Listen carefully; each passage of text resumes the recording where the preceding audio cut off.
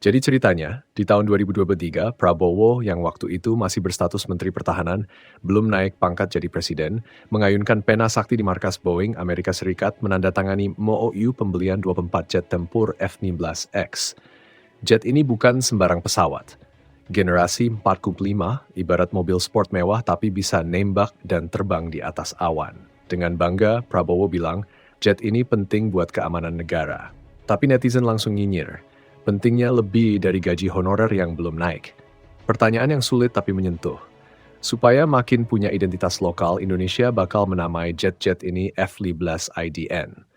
Keren, ada sentuhan Nusantara. Tinggal tunggu kapan pilotnya pakai batik dan musik on boardnya ganti jadi dangdut remix. Tapi tunggu dulu, ini baru MOU. Ibarat hubungan, ini masih tahap tukeran nomor WA. Belum tunangan, apalagi nikah. Kenapa? Ya klasik, urusan duit. Boeing sempat ragu, takut Indonesia PHP karena belum ada kepastian pembiayaan.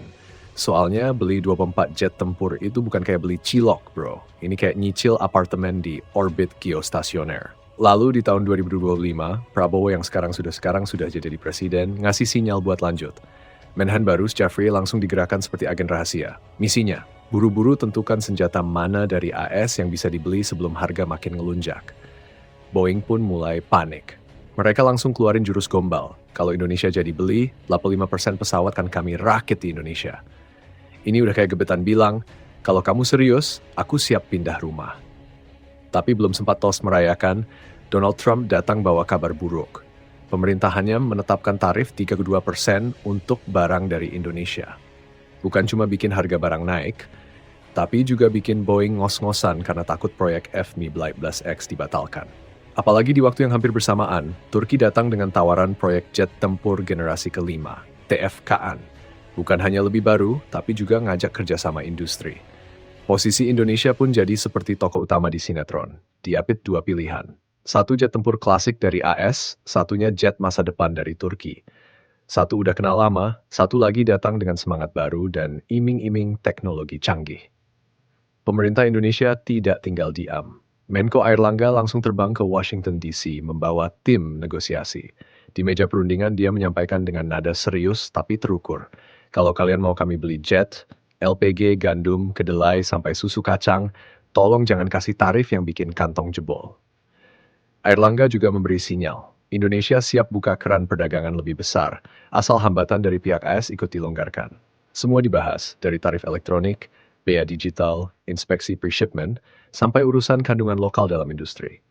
Maka begitulah, cerita jet tempur F-15EX ini ternyata bukan cuma soal mesin dan rudal, tapi juga diplomasi, strategi, dan taktik tawar-menawar antar negara. Pertanyaannya sekarang, apakah Indonesia akan tetap lanjut dengan F-15EX atau akan pindah haluan TFK dari Turki? Di tengah drama geopolitik dan perang diskon tarif antara Jakarta dan Washington, suasana makin panas ketika publik mulai menyadari, kalau jadi beli F-15X, terus KAN juga mau diambil. Emangnya pilot kita cukup? Jangan-jangan ntar prajuritnya rebutan siapa yang nyetir pesawat mana kayak anak-anak rebutan stick PS di rental. Belum lagi muncul pertanyaan klasik, buat apa beli jet banyak-banyak? Kalau yang rusak aja belum sempat direparasi. Pertanyaan itu pun nyasar ke arah Sukhoi Su-27 dan Su-30 kita yang udah kayak veteran perang. Tangguh, tapi butuh istirahat. Indonesia memang lagi cari pengganti, dan TFK dari Turki bisa jadi opsi yang manis. Apalagi Turki udah mulai melirik pasar Asia Tenggara dengan gaya soft approach. Bukan sekadar jualan, tapi ngajak kerjasama produksi juga. Masalahnya AS juga nggak mau kehilangan gengsi. Boeing masih berharap besar sampai janji segala diproduksi di Indonesia, kayak calon mertua yang bilang, kalau kamu nikah sama anak saya, rumah saya hibahin deh. Tapi lagi-lagi ancaman tarif ala Trump bikin segalanya jadi rumit. Indonesia pun tampak semakin jeli membaca situasi. Kalau AS makin pelit dan Turki makin royal, ya masa nggak pindah hati? Sementara itu, rakyat plus 62 cuma bisa berharap semoga pemerintah nggak asal beli pesawat karena euforianya, tapi mikir jangka panjang. Soal percuma punya F-15EX, kalau suku cadangnya kayak sinyal di pedalaman, kadang ada, kadang nggak. Dan di balik semua manuver politik dan militer itu, satu hal tetap jadi harapan. Indonesia bisa bangun kekuatan udara yang mumpuni, bukan cuma buat gagah-gagahan di pameran alutsista, tapi beneran jadi pertahanan langit yang disegani, bukan ditertawakan karena beli pesawat mahal tapi nunggak BBM. Jadi, mau pilih F-15EX, si rajanya dogfight klasik, atau TFKN si anak baru dan futuristik?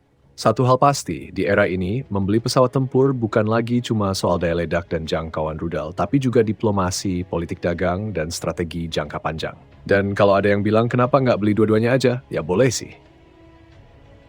Asal APBN kita bisa diajak ngomong dan nggak langsung nge-freeze. Kalau kamu yang jadi Menhan, kamu pilih yang mana? F-15EX si jagoan lama dari barat atau KAN si Rising Star dari timur? Di tengah dilema antara F-15X dan TFKN, Indonesia seperti anak kos yang lagi galau.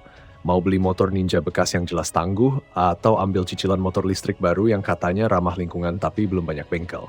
Tapi jangan salah, pilihan ini bukan cuma soal gaya dan gengsi. Ini soal arah kebijakan pertahanan jangka panjang.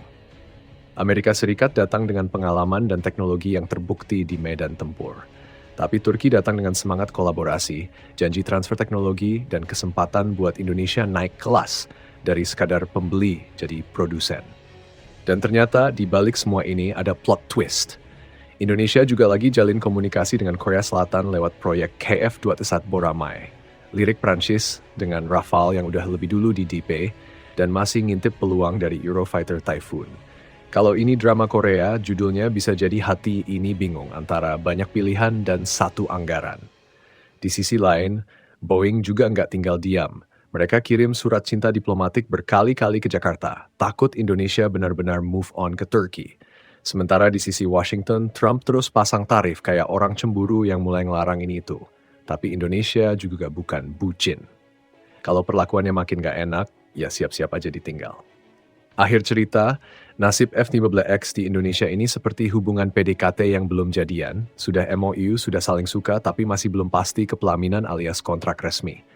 Bisa jadi jodoh, bisa juga cuma jadi kenangan manis di headline berita. Tapi apapun keputusan akhirnya, yang penting, Indonesia jangan cuma jadi pasar doang.